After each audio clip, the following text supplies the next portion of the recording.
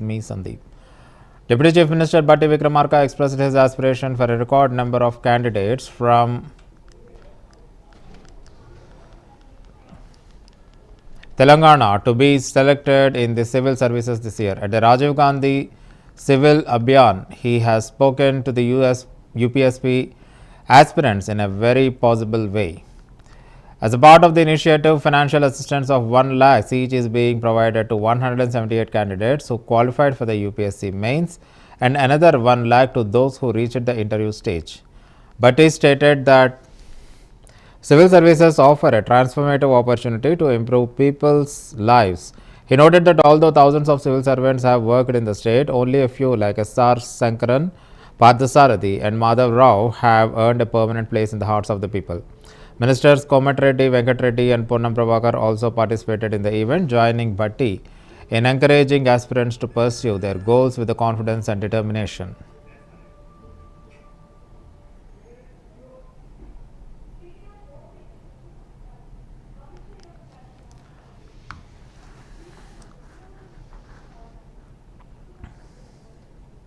ప్రజల జీవన స్థితిగతులు మార్చడానికి ఎప్పుడైతే మీ పాత్ర ఉపయోగపడుతుందో అప్పుడే మీ జీవితానికి అర్థం సార్థకం కూడా. లేకపోతే మనకి ఎంత పెద్ద పదవులు వచ్చినా ఎన్ని బాధ్యతలు వచ్చినా ఒక మిషన్ లాగా మనం పనిచేసుకుంటూ పోతాం. ఒక మిషన్ లాగానే జనం కూడా మర్చిపోతారు. మనం మానవీయ కోణంతో వచ్చినటువంటి ప్రతి పనిని బాధ్యతని ఈ బాధ్యత ద్వారా ఎంతమంది జీవితాల్లో నేను మార్పుకి కారణం అవుతున్నానటువంటి ఆలోచనతో పనిచేయగలిగినప్పుడు తప్పనిసరిగా మన జీవితం అంతా కూడా సార్థకం అవుతుందని నేను భావిస్తా ఉన్నాను. అందుకే నేను సెలెక్ట్ అయినటువంటి మిత్రులందరికీ, సోదరులందరికీ కూడా నేను చేసే విజ్ఞప్తి ఒక్కటే. మీ ముందు చాలా ఛాలెంజెస్ ఉండొచ్చు. ప్రతి ఛాలెంజ్ కూడా ఈ సమాజ అభివృద్ధికి ఉపయోగపడే విధంగా మీరు అడుగులు ముందుకు వేసుకుంటూ పోతే మీకు కలిగేటువంటి తృప్తి బహుశా మిగతా దేంట్లో కూడా కలగదు. ఆ స్థాయిలోనే మీరు అడుగులు ముందుకు. ప్రజల జీవన స్థితిగతులు మార్చడానికి ఎప్పుడైతే మీ పాత్ర ఉపయోగపడుతుందో అప్పుడే మీ జీవితానికి అర్థం సార్థకం కూడా. లేకపోతే మనకి ఎంత పెద్ద పదవులు వచ్చినా ఎన్ని బాధ్యతలు వచ్చినా ఒక మిషన్ లాగా మనం పనిచేసుకుంటూ పోతాం. ఒక మిషన్ లాగానే జనం కూడా మర్చిపోతారు. మనం మానవీయ కోణంతో వచ్చినటువంటి ప్రతి పనిని బాధ్యతని ఈ బాధ్యత ద్వారా ఎంతమంది జీవితాల్లో నేను మార్పుకి కారణం అవుతున్నానటువంటి ఆలోచనతో పనిచేయగలిగినప్పుడు తప్పనిసరిగా మన జీవితం అంతా కూడా సార్థకం అవుతుందని నేను భావిస్తా ఉన్నాను. అందుకే నేను సెలెక్ట్ అయినటువంటి మిత్రులందరికీ, సోదరులందరికీ కూడా నేను చేసే విజ్ఞప్తి ఒక్కటే. మీ ముందు చాలా ఛాలెంజెస్ ఉండొచ్చు. ప్రతి ఛాలెంజ్ కూడా ఈ సమాజ అభివృద్ధికి ఉపయోగపడే విధంగా మీరు అడుగులు ముందుకు వేసుకుంటూ పోతే మీకు కలిగేటువంటి తృప్తి బహుశా మిగతా దేంట్లో కూడా కలగదు. ఆ స్థాయిలోనే మీరు అడుగులు ముందుకు. ప్రజల జీవన స్థితిగతులు మార్చడానికి ఎప్పుడైతే మీ పాత్ర ఉపయోగపడుతుందో అప్పుడే మీ జీవితానికి అర్థం సార్థకం కూడా. లేకపోతే మనకి ఎంత పెద్ద పదవులు వచ్చినా ఎన్ని బాధ్యతలు వచ్చినా ఒక మిషన్ లాగా మనం పనిచేసుకుంటూ పోతాం. ఒక మిషన్ లాగానే జనం కూడా మర్చిపోతారు. మనం మానవీయ కోణంతో వచ్చినటువంటి ప్రతి పనిని బాధ్యతని ఈ బాధ్యత ద్వారా ఎంతమంది జీవితాల్లో నేను మార్పుకి కారణం అవుతున్నానటువంటి ఆలోచనతో పనిచేయగలిగినప్పుడు తప్పనిసరిగా మన జీవితం అంతా కూడా సార్థకం అవుతుందని నేను భావిస్తా ఉన్నాను. అందుకే నేను సెలెక్ట్ అయినటువంటి మిత్రులందరికీ, సోదరులందరికీ కూడా నేను చేసే విజ్ఞప్తి ఒక్కటే. మీ ముందు చాలా ఛాలెంజెస్ ఉండొచ్చు. ప్రతి ఛాలెంజ్ కూడా ఈ సమాజ అభివృద్ధికి ఉపయోగపడే విధంగా మీరు అడుగులు ముందుకు వేసుకుంటూ పోతే మీకు కలిగేటువంటి తృప్తి బహుశా మిగతా దేంట్లో కూడా కలగదు. ఆ స్థాయిలోనే మీరు అడుగులు ముందుకు. ప్రజల జీవన స్థితిగతులు మార్చడానికి ఎప్పుడైతే మీ పాత్ర ఉపయోగపడుతుందో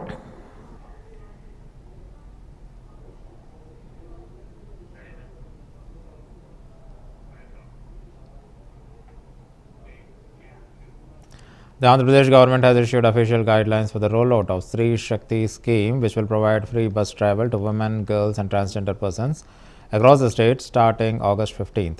The scheme will be applicable in 5 categories of the APSRTC buses: Palle Velugu, Ultra Palle Velugu, City Ordinary, Metro Express, and Express, where eligible passengers can travel free by presenting a valid government issued ID card. However, the scheme will not cover premium services such as Saptagiri, Ultra Deluxe, Super Luxury, Starliner, and AC buses, nor will it apply to interstate, non-stop, or contract-based services. In anticipation of increased passenger traffic, the government has directed APSRTC to install CCTV cameras in all buses and equip conductors, especially female staff, with body-worn cameras. Bus stations across the state will be upgraded to improve basic amenities. Transport Secretary Kantilal Dande has issued orders to ensure the scheme is implemented smoothly and safely.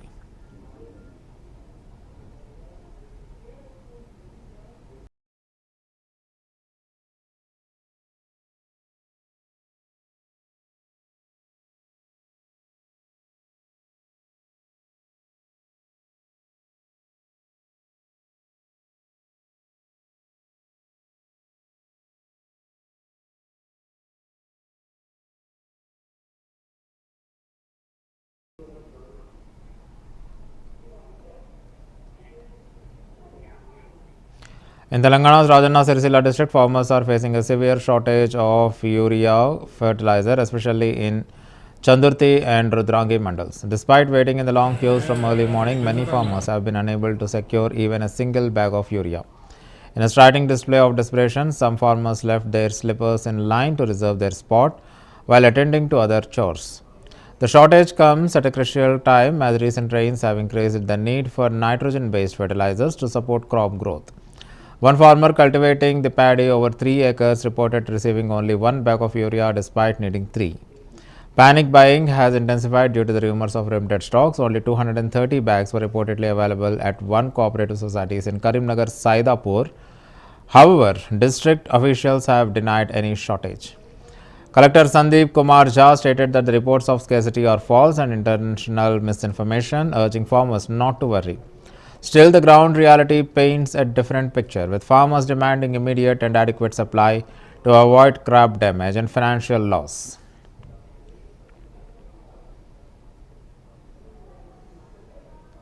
వివిధ గ్రామాల నుంచి మబ్బుల 4:30కు వచ్చి లైన్లో నిలబడే పరిస్థితి వచ్చింది urea కోసం రైతులు.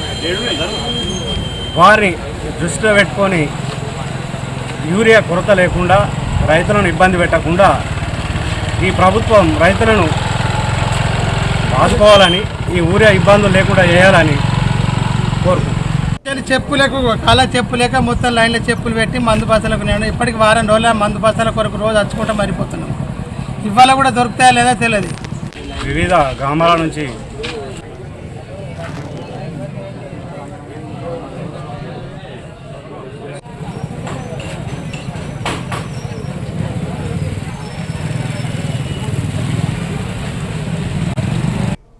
In a major outreach initiative, Srikalahasti MLA Bojala Sudhir Reddy conducted a public grievance redressal program at the Panchayat Raj Guest House, where hundreds of farmers from Srikalahasti, Tottembedu and Yerpedu mandals have submitted petitions regarding the long-standing land issues. Joined by Revenue Divisional Officer M. Bhanuprakash Reddy and other officials, and MLA received complaints, many of which centered around Rajiv Nagar area, where multiple pattas were allegedly issued using fraudulent documents during the previous administration.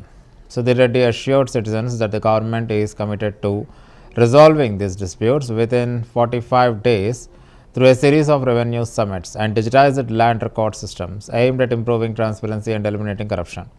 He also announced that 3,700 eligible beneficiaries would soon receive TIDCO houses as a part of the corrective measures.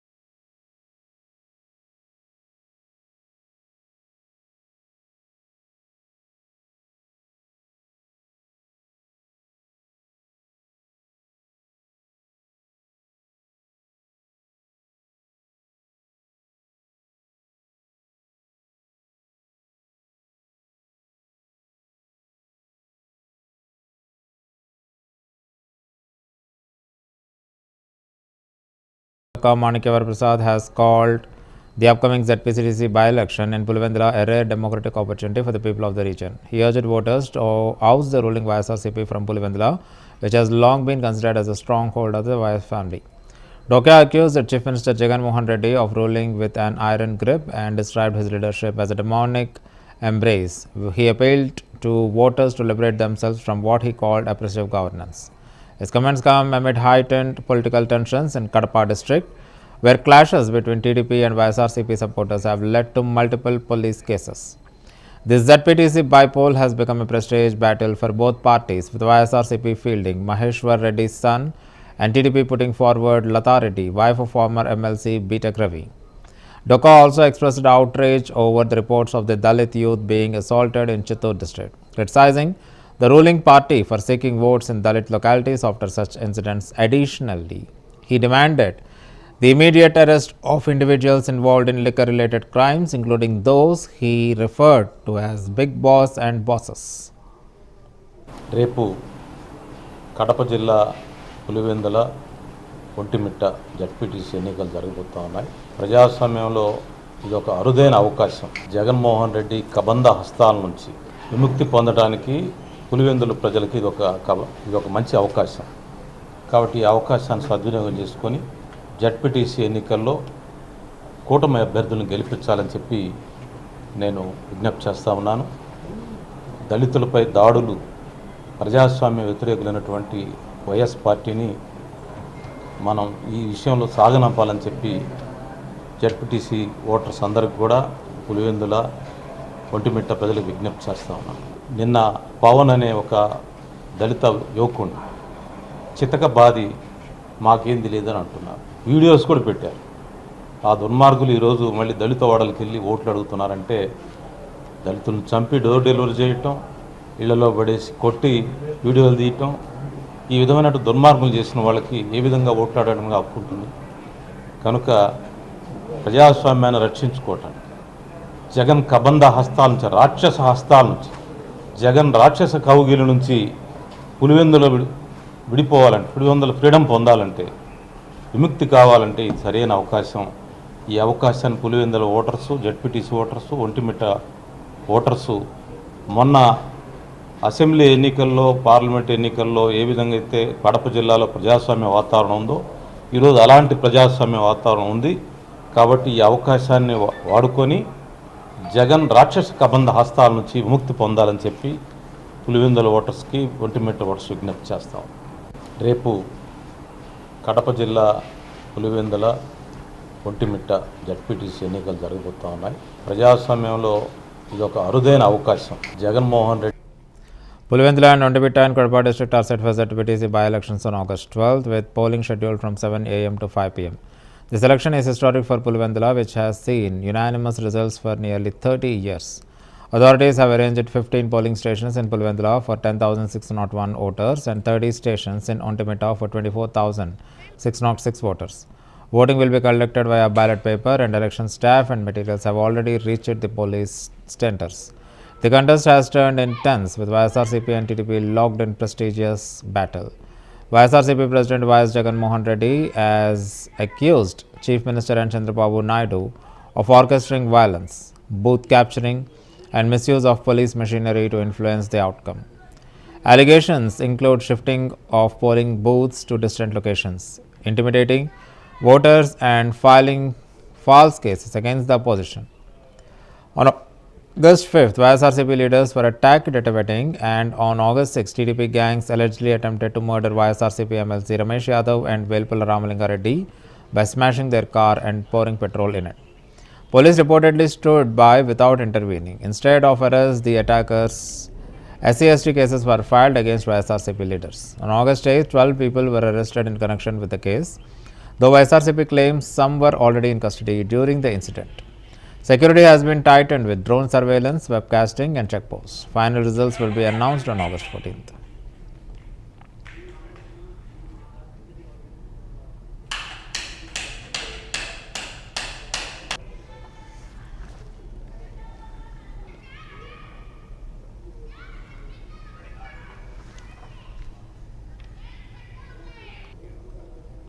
Minister Nadhanla Manohar toured Renigunta in Tirupati district and participated as the chief guest at the swearing ceremony of the market committee chairman held in Railway Kodur. During his address, he praised the coalition government, stating that the people are experiencing happiness and stability. He strongly condemned the recent attack on Dalit youth in Tirupati and condemned such incidents. Manohar emphasized the importance of inclusive development and leaders to steer market committee towards progressive goals. He trained under the party's livelihood programs.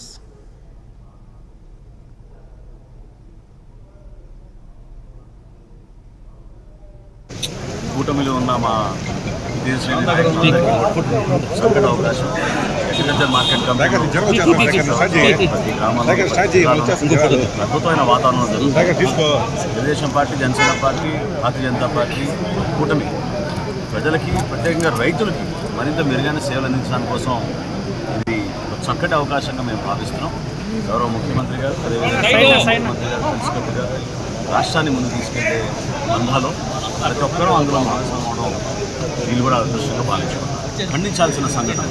ఎందుకంటే చట్టం దాటి గతంలో చేసిన అరాచకాలు ఇప్పుడు కూడా కొనసాగిద్దామనే ఆలోచన ఉంటే మాత్రం 100% వీళ్ళని వదిలే ప్రసక్తే లేదు. ముఖ్యమంత్రి గారు చంద్రబాబు నాయుడు గారు, అదేవిధంగా ఉప ముఖ్యమంత్రి పవన్ కళ్యాణ్ గారు రాజీ పడకుండా ప్రజల్లో స్థిరంగా, ధైర్యంగా వ్యవస్థని గౌరవించే విధంగా ముందుకెళ్తాం తప్ప ఇటువంటి అరాచకాలు సృష్టించడానికి ప్రయత్నిస్తే మాత్రం, ప్రత్యేకంగా తిరుపతిలో స్వామివారి దగ్గర వీళ్ళు చేసిన గతంలో కార్యక్రమాలు ప్రజలు ఎవరు కూడా మర్చిపోకూడదు. ఖచ్చితంగా దానికి సరైన రీతిలో జవాబు ఉంటుంది. కూటమిలో ఉన్న మా దేశీయ నాయకులందరికీ కూడా చక్కటి అవకాశం. అగ్రికల్చర్ మార్కెట్ కమిటీలో వార్షిక ఉత్సవాలు ప్రతి గ్రామాల్లోనూ, ప్రతి జిల్లాలోనూ అద్భుతమైన వాతావరణం జరుగుతున్నాయి. Telugu Desam party, Janasena party, Bharatiya Janata party కూటమి ప్రజలకి, ప్రత్యేకంగా రైతులకి మరింత మెరుగైన సేవలు అందించడం కోసం ఇది చక్కటి అవకాశం. The Telugu film industry is witnessing heightened tensions as thousands of cine workers continue their protest demanding a 30% wage hike. Despite multiple rounds of negotiations, talks between producers and workers unions remain inconclusive. In a politically charged development, producers met Andhra Pradesh Cinematography Minister Kandula Durgesh in Amravati, while members of the Film Federation held discussions with Telangana Cinematography Minister Komatreddy Venkat Reddy in Hyderabad. The split in approach, producers aligning with AB leadership and workers with Telangana, has sparked interest across the film and political circles. Prominent industry figures including Dil Raju, Nagavamshi and Bunny Vas have joined the dialogue, but the resolution remains elusive as the strike threatens to paralyze Tollywood producers.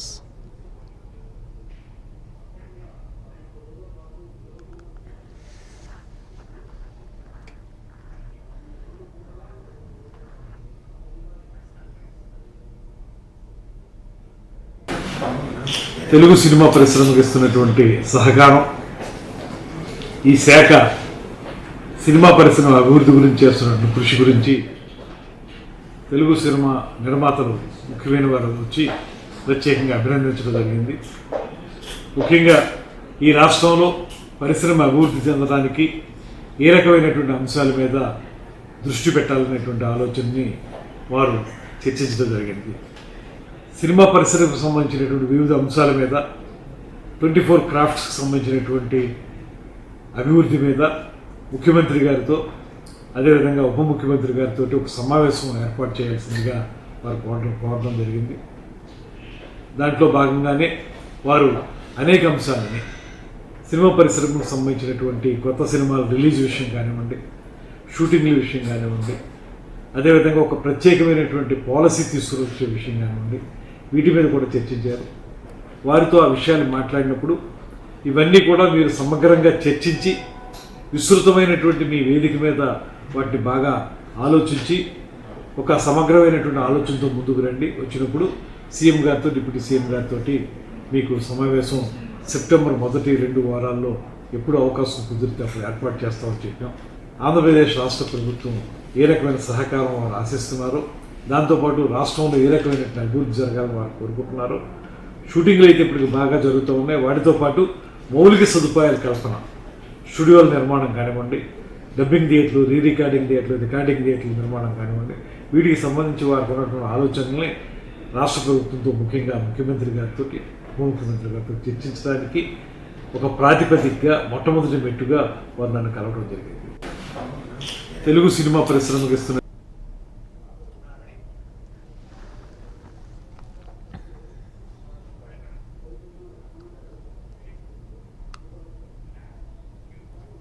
The Budumeru Canal flowing through Vijayawada city has become severely obstructed due to the rampant encroachments, especially in areas like Rajarajeshwari Peta. Unauthorized constructions, including multi-story buildings, have been erected along with the canal banks and, in some cases, directly over the canal bed. These blockages have led to the sediment buildup, preventing proper water flow and increasing flood risks. 6 months ago, Budumeru overflowed during the heavy rains, submerging half of the city and causing widespread destruction. Experts and officials attribute the damage to weakened canal embankments caused by illegal structures. Despite a real promise from municipal authorities to remove the encroachments and strengthen the canal, no significant action was taken until CVR News brought the issue to the attention of the Vijayawada Municipal Corporation (VMC). Following the report, senior VMC officials visited the site and confirmed the accuracy of the claims. Inspections of the illegal constructions are now underway. The Andhra Pradesh government has launched Operation Budumeru, a focused initiative to identify and remove encroachments along with the canal. According to the surveys, over 366 acres of Budumeru land have been illegally occupied, with more than 3,000 permanent structures built in it.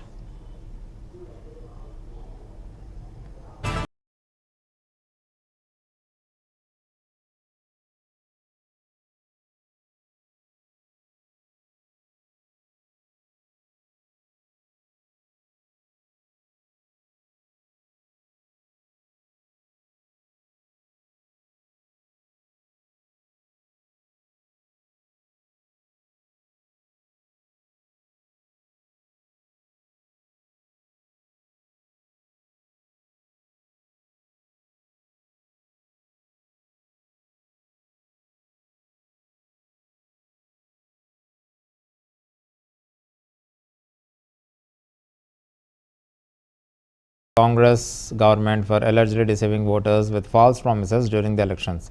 Speaking at a BJP-led rally in Amanagallu town, Rangareddy district, Achari claimed that despite being in power for 20 months, Chief Minister Revanth Reddy's administration has failed to implement 6 guarantees promised in the 2023 election manifesto. The rally, which began at Gandhi Chowk and concluded at the Tahsildar's office, saw a large participation from BJP cadres and concerned citizens.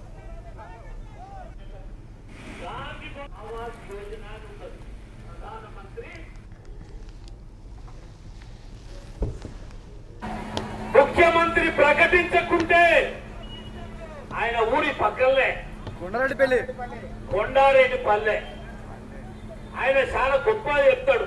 నేను నల్లమల పులిబిడ్డని, మా ఊరు కొండారెడ్డిపల్లె, మాది కల్వకుర్తి అని. మేము కూడా సంతోషపడ్డాం. బీజేపీలు ఉన్నా ఒక Congress party అయినా మా తాలూకోడు, మా జిల్లోడు, మా ఊరు పక్కోడు ముఖ్యమంత్రి అయితే మా ప్రాంతం బాగుపడుతుందని. అమ్మా 2 ఏళ్ళు అయింది షాపింగ్ కాంప్లెక్స్ కట్టనని, 2 ఏళ్ల పూర్తయింది. ఇవాళటి వరకు షాపింగ్ కాంప్లెక్స్ బ్లాక్ చుట్టూ లేదు, పాత దవాఖాన చుట్టూ లేదు, ఈ బడి చుట్టూ లేదు. ఇదే ప్రసాద్ జడ్పీటీసీ ఉన్నప్పుడు, వెంకటన్న వైస్ ప్రెసిడెంట్ వాళ్ళ భార్య ఉన్నప్పుడు వీళ్ళిద్దరూ నన్ను దోరుకొని కలెక్టర్ దగ్గరికి 10 సార్లు పోయినాం. కలెక్టర్ తోటి శాంక్షన్ చేపించినాం. దత్తాత్రేయని, వంశీచందర్ రెడ్డిని, చూపల్లి కృష్ణారావుని పిలిచి ఫౌండేషన్ వేసి ముగ్గు వస్తే,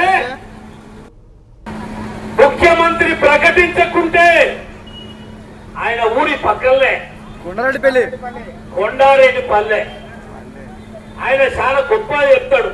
నేను నల్లమల పులిబిడ్డని, మా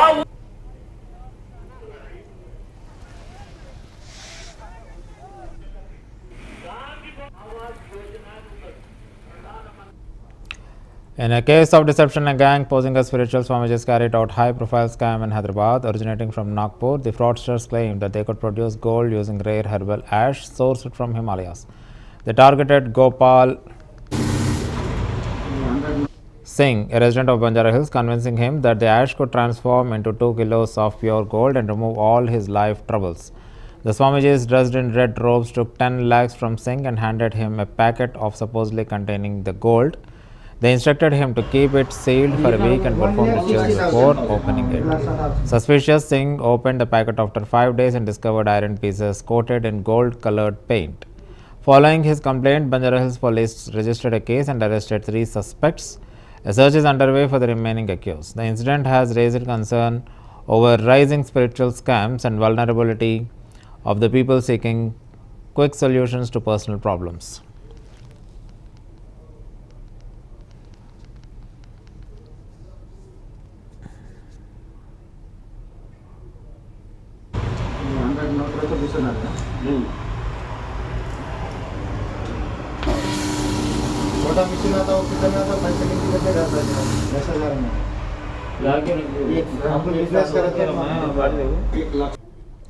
Minister for Municipal Administration and Urban Development Ponguru Narayana announced the reopening of the historic VR school in Nellore, which has been shut during the previous YSRCP regime. The school, now upgraded to international standards with smart classrooms, robotics labs and modern infrastructure, was inaugurated by Minister Nara Lokesh.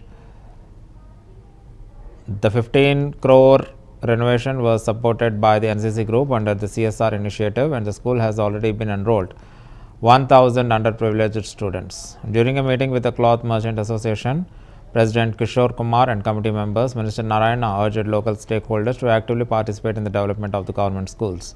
He emphasized the implementation of the P4 policy, under which the government schools in Nellore are being upgraded in phases. Narayana, who studied and taught at VR High School himself, said that the revival of the institution was a personal mission to ensure quality education for the poor students.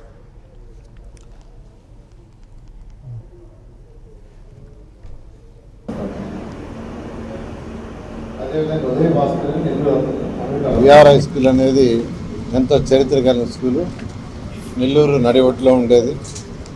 అటువంటి స్కూలుని గత ప్రభుత్వం మూసేయటం జరిగింది. అదే స్కూల్లో నేను చదవటం, అదే కాలేజీలో నేను చదవటం, అదే కాలేజీలో వర్క్ చేయడం జరిగింది. ఎలక్షన్స్ ముందు చాలా క్లియర్గా చెప్పాను, ప్రభుత్వం రాగానే విఆర్ హై స్కూల్ మళ్ళా పునరుద్ధరిస్తామని. మాట చెప్పిన ప్రకారం మాట తప్పకుండా ఆ స్కూల్ని అటు మా యొక్క పిల్లలు సపోర్ట్తో, మరి ఎన్సీసీ గ్రూప్ సపోర్ట్తో దాన్ని ఇంటర్నేషనల్ స్టాండర్డ్లో ఆ స్కూల్ని యాక్చువల్గా డెవలప్ చేసాం. ప్లే గ్రౌండ్స్ కావచ్చు, ల్యాబ్స్ కావచ్చు, క్లాస్ రూమ్స్ కావచ్చు, ఇంటరాక్టివ్ డిజిటల్ బోర్డ్స్ కావచ్చు. దాదాపు 1050 మంది పిల్లలు ఈరోజు ఆ స్కూల్లో పేదలు నిరుపేదలు చదువుతున్నారు. ఎక్కువ మంది పిల్లలు ఎవరంటే సర్వేపల్లి కాలువ కట్ట, పెన్నా కట్ట, జాఫర్ కట్ట, కుసుమ హరిజవాడ, అక్కడి నుంచి సెలెక్ట్ తీసుకొచ్చాం. పేదలు నిరుపేదలు. అదేవిధంగా ఆ స్కూల్ని కొందరు వచ్చి చూడటం జరిగింది. డిఎస్ఆర్ కన్స్ట్రక్షన్స్ సుధాకర్ రెడ్డి గారు వచ్చి చూశారు. చూడంగానే నేను కూడా ఒక స్కూల్ తీసుకొని చేస్తానని మూలాపేట గర్ల్స్ హై స్కూల్ తీసుకున్నారు. ఆల్రెడీ కన్స్ట్రక్షన్ స్టార్ట్ చేశారు. కాలమ్స్ రైజ్ అయిపోయినాయి. December 31 16 రూములతో ప్లే గ్రౌండ్ చేస్తున్నారు. వేమిరెడ్డి ప్రభాకర్ రెడ్డి గారు వచ్చేసారు. ఆయన కూడా వెంటనే నేను కూడా ఒక స్కూల్ తీసుకుంటానని ఆర్ఎస్ఆర్ స్కూల్ ప్లాన్ కూడా రెడీ చేశారు. కన్స్ట్రక్షన్ స్టార్ట్ కాబోతుంది. ముఖ్యమంత్రి గారు P4 ప్రోగ్రాం తీసుకొచ్చారు. P4 ప్రోగ్రాం ఏంటంటే సొసైటీలో కొంత డెవలప్ అయిన టాప్ 10%, బాటంలో ఉండే 20% కొంత చేతినివ్వాలని. ఈ రాష్ట్రంలో 15 లక్షల మందిని రాష్ట్ర ప్రభుత్వం ఐడెంటిఫై చేసింది, పేదలు నిరుపేదలు. And that's the end of the bulletin. Keep watching